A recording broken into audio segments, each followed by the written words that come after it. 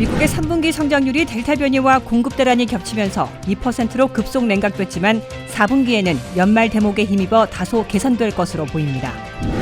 지난주 신규 실업수당 청구 건수가 28만 건으로 1만 건 줄어들면서 정상화에 근접하고 있습니다. 미국의 코로나19 확진자 수가 2달 만에 57% 감소하면서 또 다른 전환점을 맞고 있습니다. 바이든 법안의 기본 합의가 공개된 결과 기대를 모았던 유급휴가와 메디케어 확대 등이 막판 제외됐습니다. 바이든 더 나은 미국 재건 법안의 비용을 충당하려는 부유층과 대기업에 대한 증세안이 또다시 대폭 수정됐습니다. 여러분 안녕하십니까? 워싱턴 뉴스투데이 시작합니다. 미국 경제의 3분기 성장률이 델타 변이와 공급 대란이 겹치면서 2%로 급속 냉각됐습니다. 1분기 6.3%, 2분기 6.7%에서 3분기에는 2%로 급속 냉각된 것이지만 올 연말 대목인 4분기에는 다소 개선될 조짐을 보이고 있습니다. 김지수 기자입니다. 델타 변이 바이러스에다가 공급 대란이 겹치는 바람에 미국 경제의 3분기 성장률이 우려대로 급속 냉각된 것으로 나타났습니다. 미국 경제의 국내 총생산, 즉 GDP는 7월부터 9월까지의 3분기에 고작 2% 늘어나는 데 그쳤습니다. 1분기에 6.3%, 2분기에 6.7%에 비하면 3분기 2% 성장은 충격적으로 급속 냉각된 겁니다. 미국 경제의 3분기 2% 성장은 팬데믹 회복기 이래 가장 느리게 증가된 저조한 성장 성적입니다. 경제 분석가들은 2.8%는 될 것으로 내다봤다가 예상을 밑도는 저조한 성장에 우려를 표하고 있습니다. 그만큼 델타 변이 바이러스의 기승에 공급 대란, 물가 급등을 비롯한 악재들이 한꺼번에 겹친 여파에 미국 경제가 3분기에는 발목을 잡혔던 것으로 분석되고 있습니다. 3분기에 미국 국내 총생산의 69%를 차지하고 있는 미국미 소비 지출이 고작 1.6% 늘어나는 데 그쳤습니다. 2분기에 미국미 소비 지출이 12%나 급증한 바 있는데 10분의 1 이하로 급락한 겁니다. 감염 사태 완화 조짐으로 서비스 분야의 소비 지출은 7.9% 증가한 반면 상품에 대한 소비 지출은 공급 대란 여파로 마이너스 9.2%로 후퇴해 이를 종합하면 1.6% 증가에 그친 것으로 나타났습니다. 팬데믹에 따른 정부 지원이 소진되면서 미국민들의 가처분 소득이 0.7% 줄어들었고 정부 지출은 4.7%나 급감했습니다. 공급 대란은 내년 2분기까지는 지속되고 그에 따른 물가 인상도 내년으로 넘어갈 게 확실시되고 있으나 올 연말 대목인 4분기의 미국 경제 성장은 다소 개선될 것으로 경제 분석가들은 기대하고 있습니다. 미국에선 이미 올 가을부터 기승을 부리던 델타 변이 여파가 크게 완화돼 경제 활동이 되살아나 공급 부족에 따른 물가 인상에도 불구하고 올 4분기에는 반등할 조짐을 보이고 있습니다. 10월 중순 현재 호텔들의 객실 점유율이 65%로 올라가 8월 중순 이래 최고치로 나아졌고 10월 말 현재 식당들의 좌석 점유율도 2019년 팬데믹 이전보다 5% 적은 수준으로 정상을 되찾고 있는 것으로 나타났습니다. 올 연말 대목인 4분기의 미국 경제 성장률이 당초 기대했던 6%대 급반등은 불투명해지고 있는 것으로 보이지만 적어도 2배인 4%대로 반등할지 예의주시되고 있습니다. WKTV 뉴스 김지수입니다. 미 전역에서 새로 신청한 신규 실업수당 청구 건수가 지난주 28만 1,000건으로 1만 건 줄어들면서 팬데믹 이전의 22만 건에 근접하고 있습니다. 종료된 연방 실업수당 수령자들도 거의 사라지면서 실업수당을 받고 있는 실직자들은 238만 명으로 추가 급감했습니다. 안혜린 기자가 보도합니다. 팬데믹의 완화에 따른 경제활동이 활발해지면서 실업수당도 팬데믹 이전의 정상 수준에 가까워지고 있습니다. 미 전역에서 새로 신청된 신규 실업수당 청구 건수는 지난주 28만 1,000건으로 전주보다 1만 건 줄었습니다. 팬데믹 이래 최저치를 기록한 것이자 팬데믹 이전 정상 수준인 22만 건에 더욱 근접하고 있음을 보여주고 있습니다. 워싱턴 지역의 신규 실업수당 청구도 눈에 띄게 소규모로 줄어들었습니다. 메릴랜드에서는 2,600여 건이 접수돼 전주보다 870건 줄었고 버지니아는 940건 늘었으나 2,900건에 그쳤습니다. 한때 신규 실업수당 청구 건수가 1만 건을 넘던 버지니아와 메릴랜드가 안정을 되찾았음을 입증하고 있습니다. 인구가 가장 많은 캘리포니아에선 지난주에도 6만 5천 건이나 신청됐으나 전주에 비하면 7,850건 줄어들었습니다. 텍사스에서도 1만 5천 건 접수됐지만 1,800건 감소했고 뉴욕은 1만 3천 건 신청됐으나 130건 줄었습니다. 미시건은 1만 2천 건 신청됐지만 전주보다 2,700건 감소했으며 조지아는 4,700건이나 급감해 3,900건으로 떨어진 반면 플로리다는 500건 늘어 8,000건을 기록했습니다. 이와 함께 9월 6일 노동절에 종료된 연방 실업수당을 받아온 실직자들이 매주 급감하면서 전체 실업수당 수령자들도 매주마다 대폭 하락하고 있습니다. 2주 늦게 나오는 실업수당을 받고 있는 실직자들은 전체 283만 명으로 전주보다 44만 8,400명 더 줄어들었습니다. 주별 고용보험에서 지급하고 있는 레귤러 실업수당의 경우 전체에서 거의 대부분을 차지하는 216만 명으로 전주보다 9만 5천 명 감소했습니다. 자영업자와 임시직들이 받아온 연방 실업수당 PUA는 27만 명으로 전주보다 24만 8천 명이나 급감했습니다. 장기 실직자들이 받아온 연방 실업수당 PEUC는 24만 5천 명으로 8만 7천 명 줄었습니다. 이 두 가지 연방 실업수당은 매주 급감하고 있어 곧 완전히 사라질 것으로 예고되고 있습니다. WKTV 뉴스 안혜린입니다. 델타 변이 확산세로 끝이 보이지 않던 미국의 코로나19 상황에 또다시 빛이 보이기 시작하고 있습니다. 신규 확진자가 지난 9월 초 대비 57%나 감소했고 입원율과 사망률도 절반 이상 줄어 코로나19가 이대로 끝나는 것은 아닌지 희망을 갖게 되는데요. 보건 전문가들은 날씨가 추워지고 연말 모임이 줄줄이 기다리고 있어 방심은 금물이라면서도 빠르면 다음 주 어린이 접종이 시작되는 만큼 우려와 희망이 교차하는 중요한 시기라 말합니다. 롤러코스터를 타던 미국의 코로나19 상황이 또다시 전환점을 맞기 시작하고 있습니다. 지난 9월 1일 기준 델타 변이 확산세로 하루 20만 명에 육박하던 신규 확진자가 57%나 감소해 7일 평균 7만 명대로 내려앉았습니다. 신규 확진자는 지난주와 비교해도 16%나 감소해 빠른 속도로 줄어들고 있습니다. 신규 입원 환자도 8월 말 기준 54% 감소했습니다. 질병통제예방센터 CDC의 로셸 왈렌스키 박사는 그러나 아직 경계심을 놓을 수 없다며 춥고 건조한 겨울 상황을 더 지켜봐야 한다 말합니다. We are now heading in the right direction, but with cases still high, we must remain vigilant heading into the colder, drier winter months. 미국의 병원들은 2달 전만 해도 수백 명에 이르던 입원 환자가 이제 수십 명으로 줄었다 밝히고 있습니다.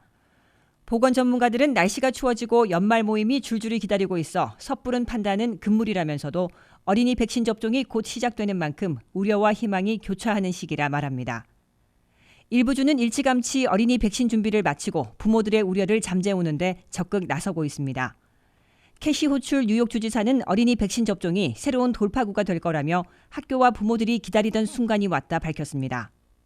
Parents have been waiting for this, schools have been waiting for this, and this is really a breakthrough. 지난 화요일 외부 전문가 패널은 미 식품의약국 FDA에 5세에서 11세용 어린이 백신을 압도적 찬성으로 가결시킨 바 있습니다. 찬성 17표, 기권 1표로 가결됐는데 FDA는 의무는 아니지만 일반적으로 외부 전문가 패널의 의견을 따르는 것으로 알려져 있습니다. 어린이 백신 접종이 시작되면 2,800만 명이 새로운 백신 접종 대상이 돼 미국의 접종률을 높일 뿐 아니라 안전한 교육 환경을 마련하는 데 획기적인 역할을 할 것으로 기대되고 있습니다. 바이든 대통령이 더 나은 미국 재건법에 대한 기본 합의를 공개했습니다. 예상과 달리 국가유급 휴가와 메디케어의 시력과 치과 커버, 약값 낮추기 등이 완전 제외되고 헬스케어와 차일드케어는 축소된 반면 에너지 전환은 늘릴 것으로 나타났습니다. 특히 미국 사상 최초로 도입하려던 국가유급 휴가제가 억만장자세 부과와 함께 막판에 제외되면서 미 근로자들의 실망감이 클 것으로 보입니다. 한면택 기자입니다. 미국의 사회 안전망을 획기적으로 확충하고 기후변화에 대처하기 위해 에너지 전환을 촉진하겠다는 조 바이든 대통령이 절반의 성공에 그치고 있는 것으로 보입니다. 조 바이든 대통령이 민주당 내 결집으로 기본 합의로 공개한 더 나은 미국 재건 법안에 투입할 총 규모는 당초 3조 5천억 달러의 근절반인 1조 8,500억 달러로 반감시켰습니다. 이 때문에 막판에 제외된 사회정책들을 보면은 미국이 최초로 도입하려던 국가유급 휴가제로 12주에서 4주로 단축하려다가 아예 전면 제외하는 선택을 했습니다. 또한 메디케어 커버 확대에서는 돈이 많이 드는 치과는 물론 시력 커버도 제외하고 곧 처방전 없이 값싸게 보청기를 구입할 수 있게 되는 350억 달러짜리 청력 커버만 시행키로 했습니다. 또한 메디케어 처방약 값을 낮추려는 노력도 이번에는 포기했습니다.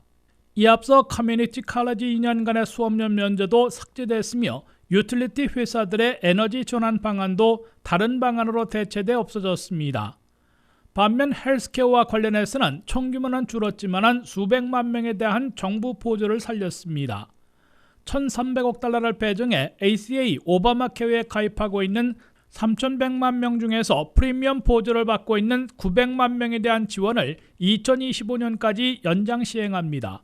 여기에 공화당 우세 지역의 거부로 메디케이드 자격을 빈곤선의 133%로 확대하지 않고 있는 12개 주에 대해서도 연방 지원을 시작해 2025년까지 저소득층 400만 명을 새로 지원하게 됩니다. 장기 치료, 요양을 집에서 하는 홈케어 관련 예산은 4천억 달러에서 크게 축소됐지만 1,500억 달러가 배정됩니다. 차일드 케어와 관련해 17세까지 한 달에 250달러 또는 300달러씩 제공하고 있는 부양자녀 현금 지원은 1년만 더 시행하는 것으로 단축됐습니다. 대신 3살과 4살의 프리스쿨 2년 무상교육은 6년 동안 시행될 예산이 배정됩니다. 또한 각 주별 미디언 소득의 250% 이하이면 보육비를 연소득의 7%는 넘지 않도록 보조받습니다. 기후변화 대처를 위한 에너지 전환에는 무려 10년간 5,550억 달러나 투입되는데 전기차 구입이나 태양열, 풍력 등 클린 에너지로 전환하면 세제 혜택을 주는데 3,200억 달러를 지원하고 재생에너지 기술 공급망에 1,100억 달러, 산불과 가뭄 대처에 1,050억 달러를 제공하게 됩니다. 공공주택 100만 호를 지원하는 1,500억 달러도 마지막에 살아남았습니다. 이민 적재 서류 900만 건을 없애기 위해 1,000억 달러를 들이고 그간 쓰지 못해 사장돼 있는 영주권 번호도 재사용하는 방안도 막판에 포함됐습니다. WKTV 뉴스 한면택입니다. 바이든 민주당이 증세안을 또 바꾸면서 논란을 샀던 억만장자세를 포기하고 대신에 연 조종소득 1,000만 달러 이상의 거부들에게 5%에서 8%에 달하는 부가세를 부과하고 수익을 많이 보고 있는 회사들에게는 최저법인세 15%를 물리기로 했습니다. 연간 $10,000 이상의 입출금 기록을 가지고 있는 은행 계좌를 보고받아 IRS가 추적하려던 바이든 행정부의 방안은 민주당 의원들의 강력한 반대로 결국 무산됐습니다. 계속해서 한면택 기자입니다. 바이든 더 나은 미국 재건 법안의 비용을 충당하려는 부유층과 대기업에 대한 증세안도 또다시 대폭 수정됐습니다. 논란과 위헌 시비까지 불거졌던 억만장자세는 공개한 지 단 하루 만에 백지화됐습니다.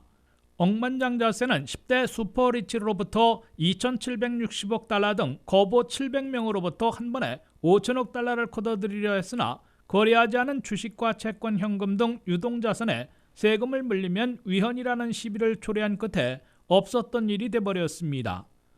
바이든 민주당은 대신 첫째, 거부들에 대한 5 내지 8%의 부가세 방안을 새로 제시했습니다.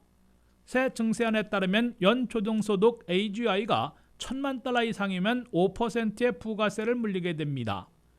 이어 2,500만 달러 이상이면 3포인트 더한 8%의 부가세를 부과하게 됩니다.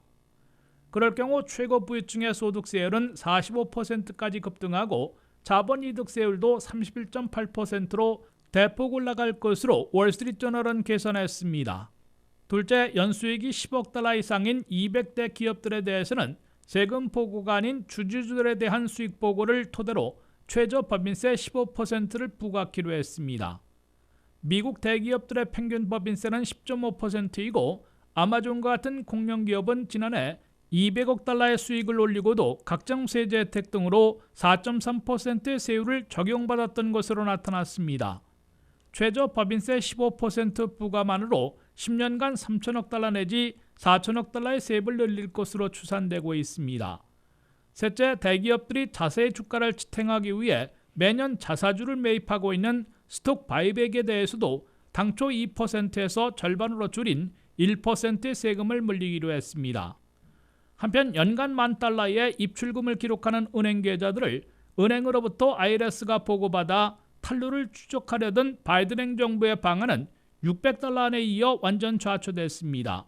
조 맨신 상원의원 등 중도파 상원의원들은 미국민 쥐어 짜내기로 결코 일어날 수 없는 일이라며 공개 반대했고 민주당 하원의원 21명은 연판장을 돌리며 거부해 결국 완전 무산시킨 것으로 해석됩니다. WKTV 뉴스 한면택입니다.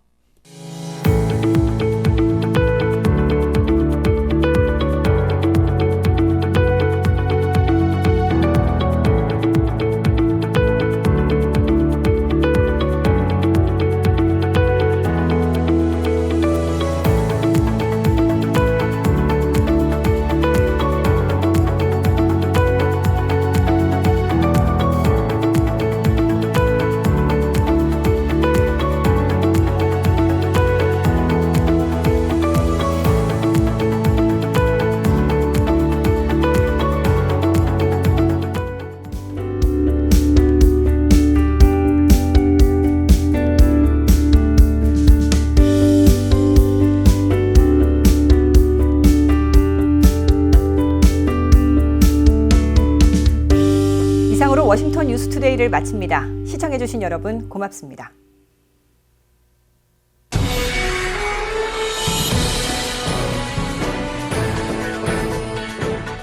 I was raised to believe in the value of hard work and taught that when you worked hard, you should be paid fairly. As governor, I'm proud I worked with Democrats and Republicans to bring 200,000 good-paying jobs to Virginia. And we have to do more to make sure everyone is treated with dignity and respect.